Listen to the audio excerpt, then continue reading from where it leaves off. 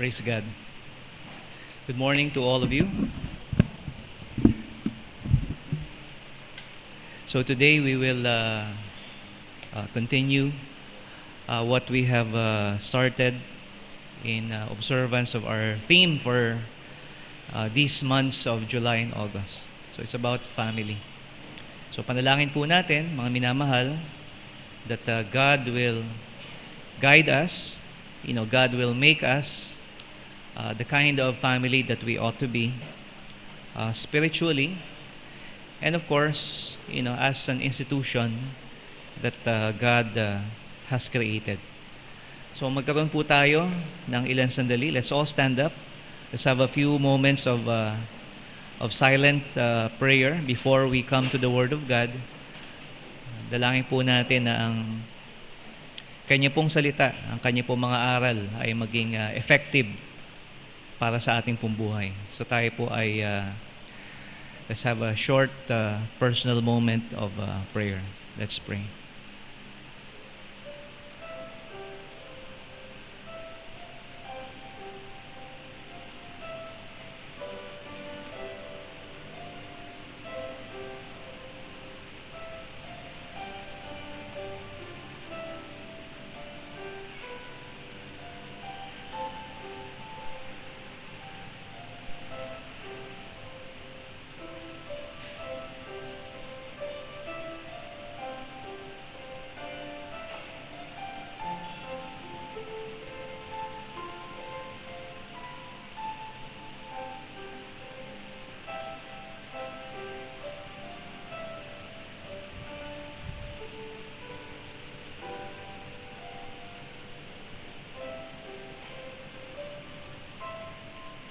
Amen. Please turn your Bibles to Ephesians chapter 5.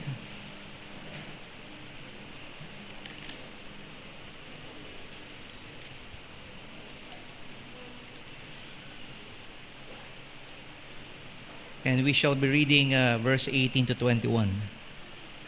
So basahin po natin ng sabay-sabay.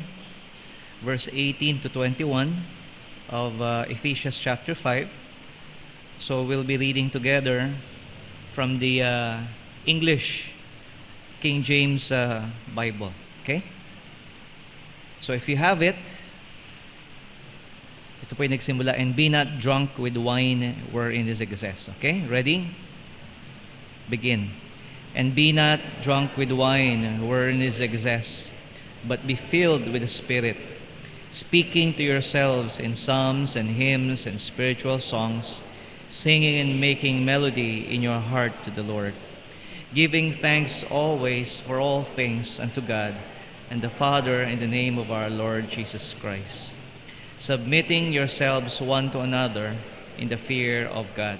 Thank you. You may take your seats. So last week, we talked about God's design for the family, God's design for the home. So God created the family. It was His idea from the beginning to complete His creation of man.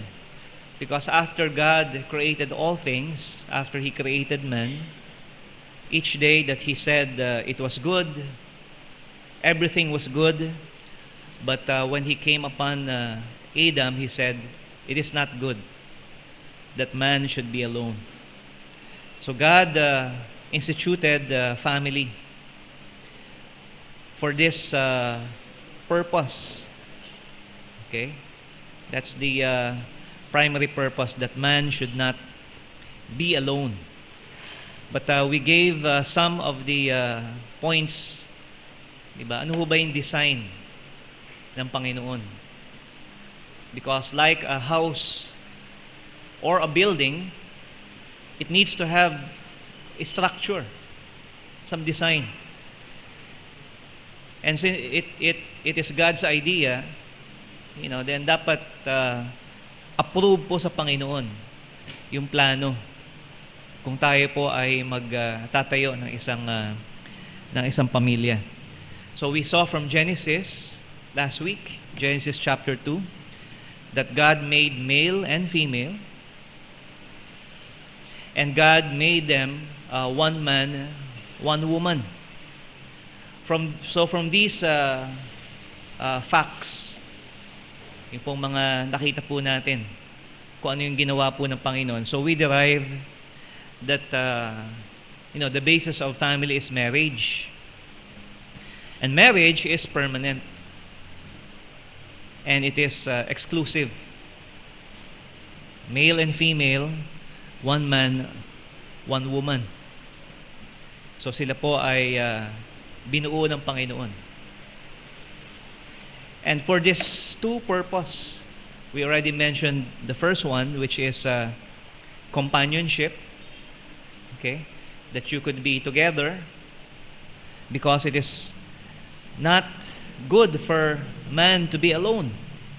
So God made Adam a helpmeet. Ibig sabihin po, it is someone that is, suitable for him. So when God created man, there can only be one person that was meant for him, that was suitable for him. So we often say this na parang, kabiyak po ng mansanas. So hindi pwede kahit ano lang na half ang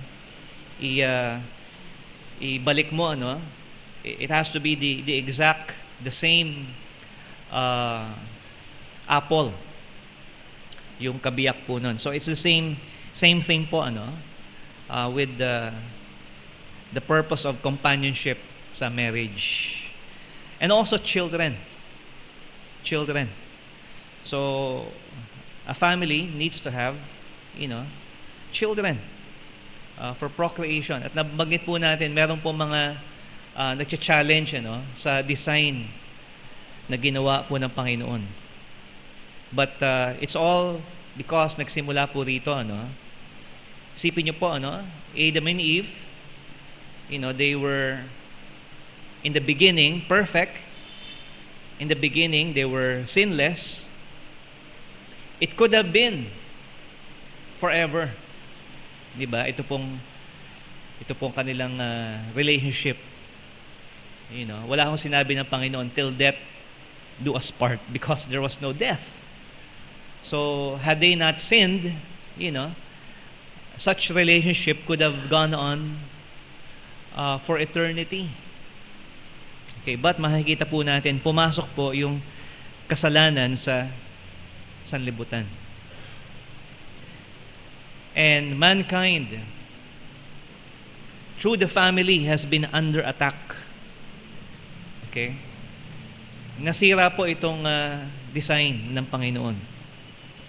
So the family not only must be defended from this attack, but also it must be strengthened. Because dahil po sa kasalanan, the seeds of its collapse are already within. So meron na pong lamat dun po sa design that God made, so that if today there are, families that may look successful and even follow the pattern na binigay po ng Panginoon, still, it is not right in the eyes of God.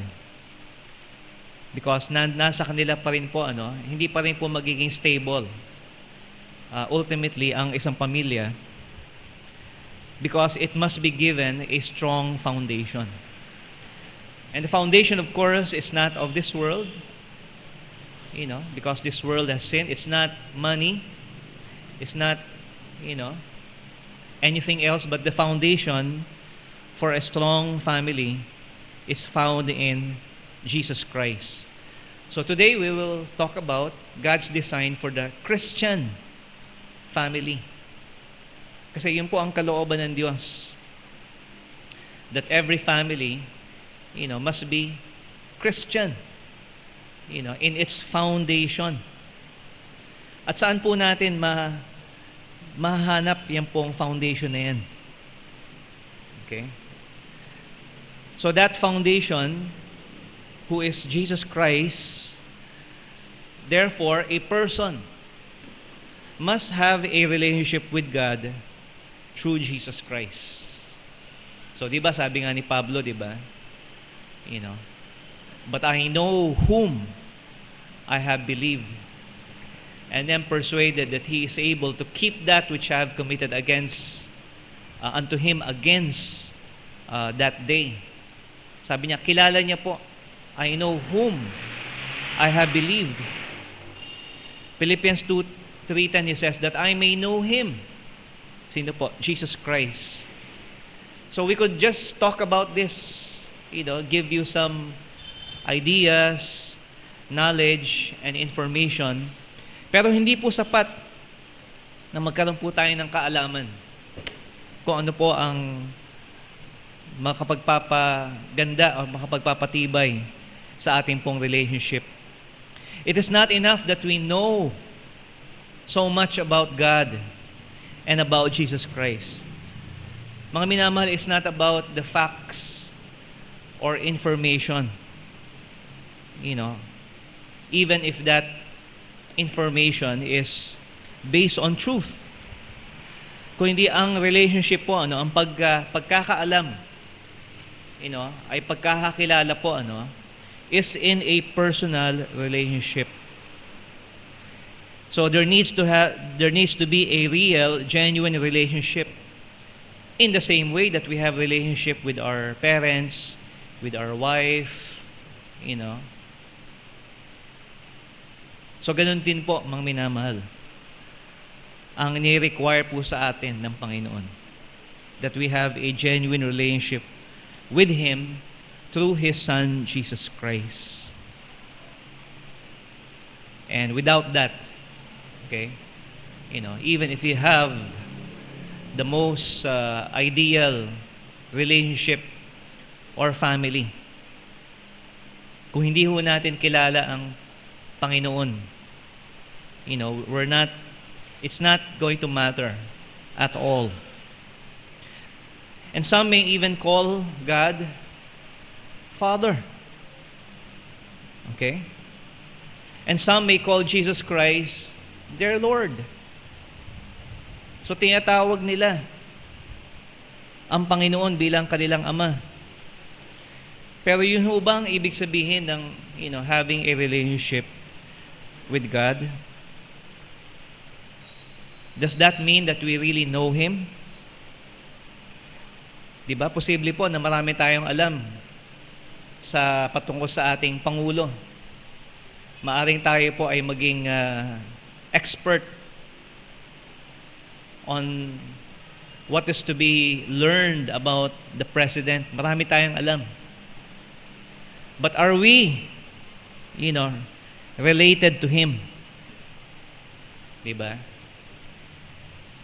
Minsan, out of being polite, we call each other like we're related. Yun nga. Si kuya, si ate. Minsan may tumatawag sa akin, tatay. Okay? Wag lang lolo, Okay? Pero okay lang yun. Okay lang. Because I think the intention is to convey some respect to others. Okay? And we don't mind, of course. Okay? Pero kung halimbawang, we think about it, there's not really a relationship there. Okay? Na kung uuwi ako sa bahay at yung tumatawag sa aking tatay, hindi ko naman talaga anak, and then, ba't ka sumusunod sa akin? Kasi tatay kita eh. Well, tawag mo lang sa akin tatay, but we're not really related. At alam nyo, ganun din po, sa ating Panginoong Jesus. Okay? God will hear only the prayer of His children. So, I maintain that, na ang Diyos, ang talagang pinapakinggan niya talaga, yung panalangin, ay yung kanyang mga anak. Because Jesus Christ taught His disciples that when they pray, that they call Him Father. And when Jesus Christ prayed to God, He called Him Father. Save one time, that He just called Him God. And so makikita po natin, mga minamahal, God will ask us then, if we are not having that relationship with Him, Why do you call me Lord if you don't do what I say? So yun po ang tanong niya sa mga tao na sumusunod sa kanya. Nung panahon po na andito po siya, tiyatawag niyo akong Master, you call me Lord, but you do not do the things that I say. So hindi nila ginagawa yung sinasabi ng Panginoon. So that might be an indication that there is no relationship with Christ. It's just head knowledge or just as superficial as coming from the lips. So sino ho ba sa atin ang makakapagsabi na nagagawa po natin ang lahat ng sinasabi ng ating Panginoon? I don't think any of us could say in all good honesty na, Panginoon, lahat ng sinasabi mo sa akin, nagagawa ko. It's not because that we don't have a relationship with Him, but it's because hindi ho tayo nagtitiwala sa Kanya. Because Jesus said, without me, you can do nothing. At paano po natin magagawa? Paano po natin matutupad yung pinapagawa sa atin ng Panginoon?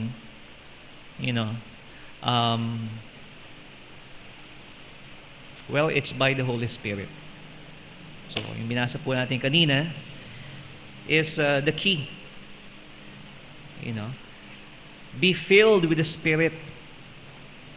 Okay, sabi po sa verse 18. Now, we've talked about this last month po, at beyond that, nung naituro po sa atin about the Holy Spirit. So, we don't need to teach this again. But ano ho ba? Ano ho bang ibig sabihin dito, Be filled with the Spirit. Okay? So, being filled means being possessed. Being controlled by the Spirit of God. Ayan. So, yung pagiging puno, okay, o puspos ng banal na Espiritu is either you are filled by the Holy Spirit or you are not. Hindi naman pwedeng 50% lang o 75% o 99%.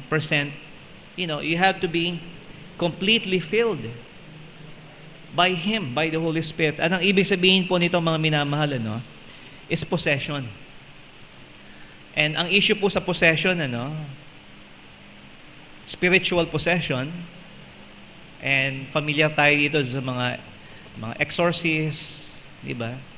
When somebody is siyasapian ng masamang espiritu, hindi lang yun nasa loob yung masamang espiritu, but the issue here is control. Sino nagko-control sa iyo? If it's not the Holy Spirit of God, then who? So the issue with possession is control, not ownership. Okay? Not ownership. Kasi yung ownership has already been settled sa mga believers. By creation, nilikha po tayo ng Panginoon, therefore tayo po ay sa Kanya. Ang nagmamayari po sa atin ay ang Diyos dahil siya po ang lumikha sa atin. Pero by virtue also of redemption, tayo po ay Kanyang binili. Tayo po ay binayaran niya ang ating mga kasalanan. Therefore, we are His. Our bodies are the temple of the Holy Spirit and we are bought with a price.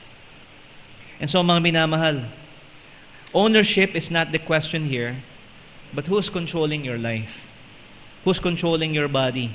Who's controlling the way that you think, that you speak, that you act?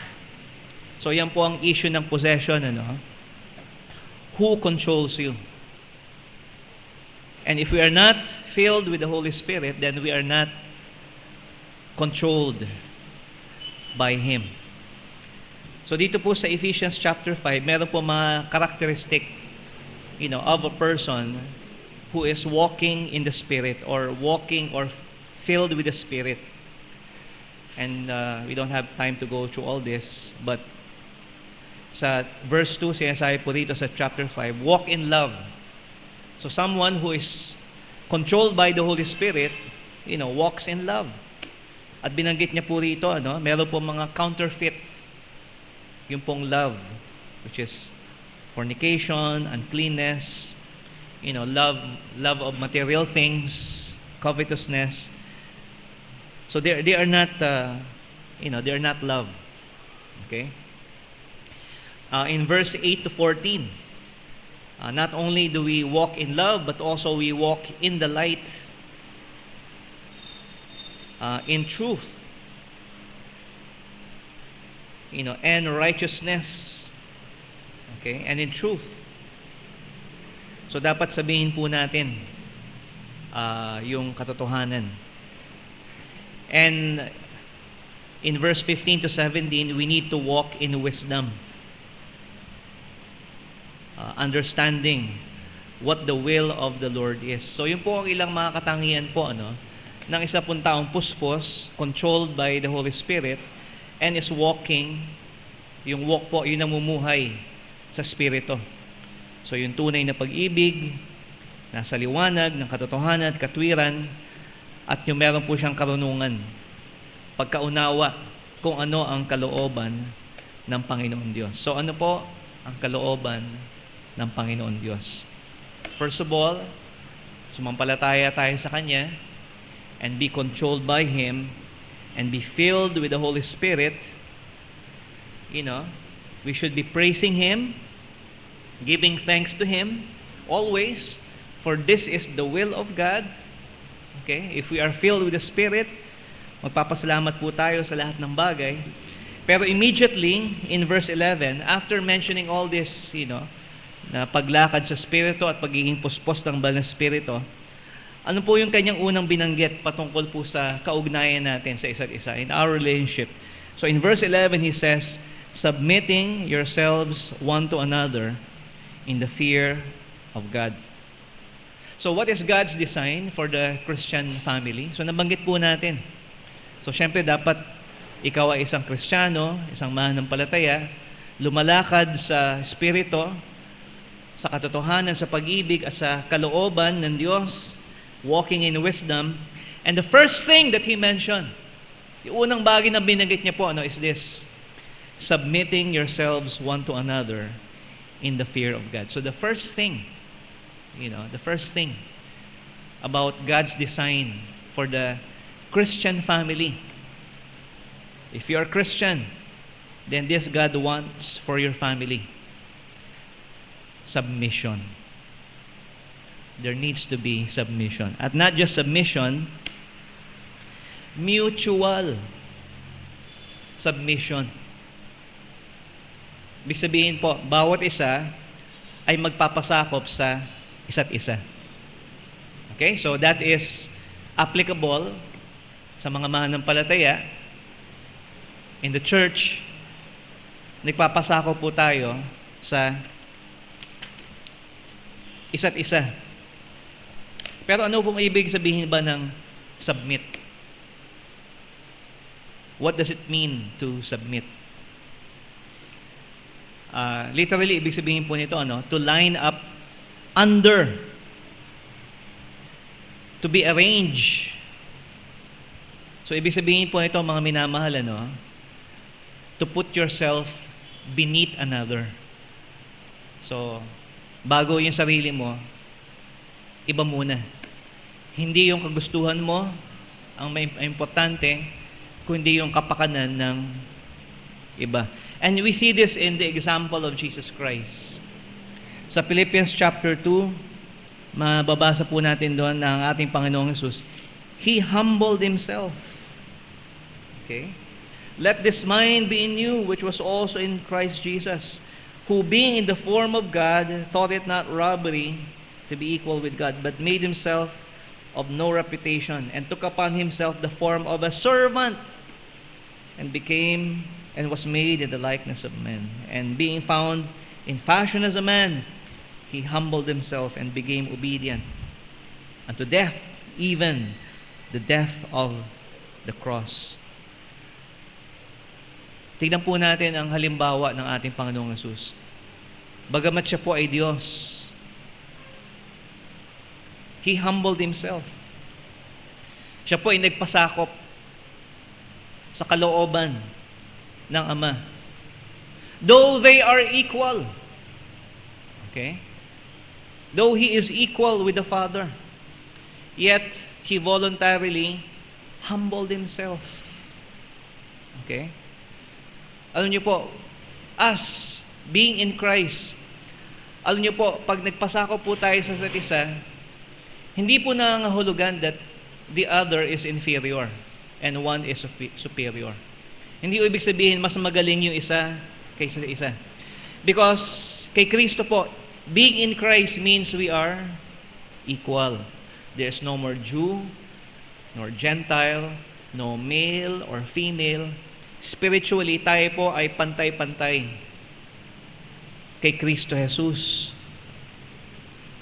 So, hindi po tayo mangamba, okay, na pag binaba po natin yung sarili po natin, ay inaamin po natin that we are less, than others. That's not the issue. Okay? At hindi dahil nagpapasakop sa iyo yung iba, ibig sabihin, mas superior ka kaysa sa kanila. There are instances, that practically, kung pag-uusapan po, there are, some women, okay? Ayaw niyo yung some, many women are more capable than men. Yeah, we acknowledge that. Okay? Pero hindi ho nangangahulugan mga minamahal, that one is superior over the other. Because in Christ, we have perfect, equality sa ating Panginoong Jesus. Neither does mutual submission cancel leadership or authority. So kung magpapasakop tayo sa isa't isa, so hindi na kailangan ng mayroong mangunguna sa atin. Hindi na kailangan ng authority or leadership. So alam po natin, in our experience, in society, the structure will not function if there is no leader. So somebody has to be the leader. Okay? Pero itong gusto kong sabihin po sa inyo, sinabi po ng Panginoon, wives, submit yourselves unto your own husbands. Hindi lang ho para sa wife yon. Yung husband dapat mag-submit din sa kanyang wife. If we base it on what he said in verse 21, submitting yourselves one to another in the fear of God. Because here in verse 22, 5:22, wives, submit yourselves unto your own husbands. So meron po ako sabihin sa inyong secret, okay? Sa atin lang. Alam niyo ba yung salitang submit? In some of the original, you do not find the word submit in verse 22. It's not there. Yung pong galing sa hupotaso. So ibig sabihin po, if you translate this literally, sinasabi po ito, wives, to your own husbands as unto the Lord. The word submit is omitted. Saan po nakuha nagsali nito yung salitang submit? Well, it's from verse 21. Ang tawag po sa gamit na yan, if we may be a little technical, it's called elliptical. Okay, it's elliptical. So, parang yung sa Quezon City, hindi po. So, ibig sabihin, yung salitang submit sa verse 22, wala po doon yun. Pero saan niya nakuha yun? In verse 21. Since we are all to submit to the Lord Jesus Christ and to make sense of this translation, so binanggit po rito, wives, to yourselves and to your own husbands, submit unto the Lord. So ibig sabihin po, mga minamahal, both husband, wife, children, everyone in the family must submit themselves one to the other.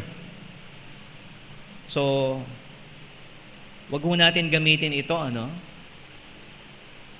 wag ho natin gamitin ito excuse na sundin mo ako kasi, sabi rito eh. O ngayon, alam nyo na. Hindi, ang sabi rin dito, you submit to me also. So, ano mangyayari ngayon sa atin? So, is there going to be a clash now? Okay?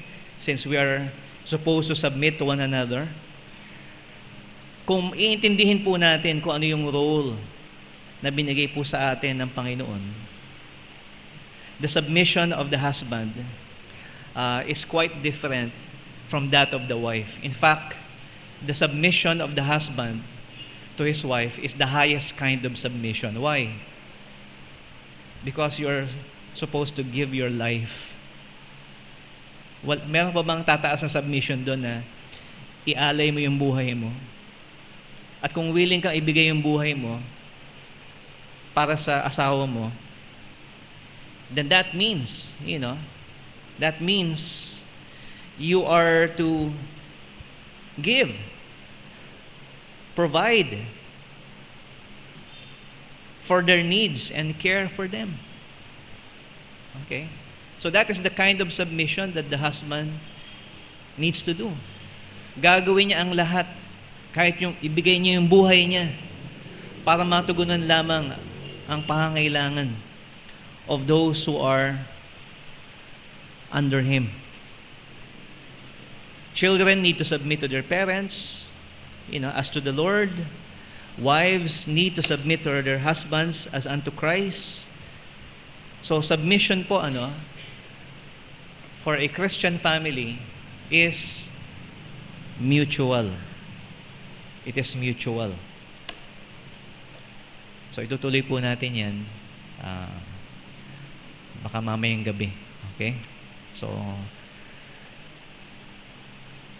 ano pa yung susunod na ingredient? Actually, there are just two, That's mutual submission. Okay?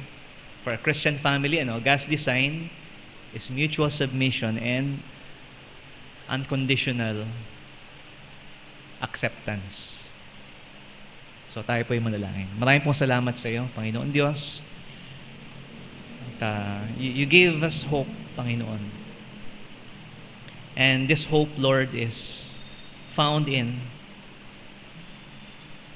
submitting ourselves to you. At sa pamagitan po, Panginoon, ng inyo pong pagsako, Panginoon, sa amin, pagpapasako po namin sa iyo, sa inyo pong control, sa pangyarihan ng inyo pong banal na Espiritu. Magagawa po namin po, Panginoon, ang inyo pong kalooban for us and for our families. Dalayan ko, Panginoon, sa iyo na tunay na masumpungan po ng bawat isa ang tunay na pagkilala kay Kristo Jesus. At kayo po ang magbigay sa amin po ng katulad ng spirito ng pagpapasakop na inyo pong pinamalas po, Panginoon, nung inyo pong binigay ang inyong buhay at sumunod po, Panginoon, sa kalooban ng Ama. Ito po ang aming samot dalangin sa iyo sa pangalan ni Jesus.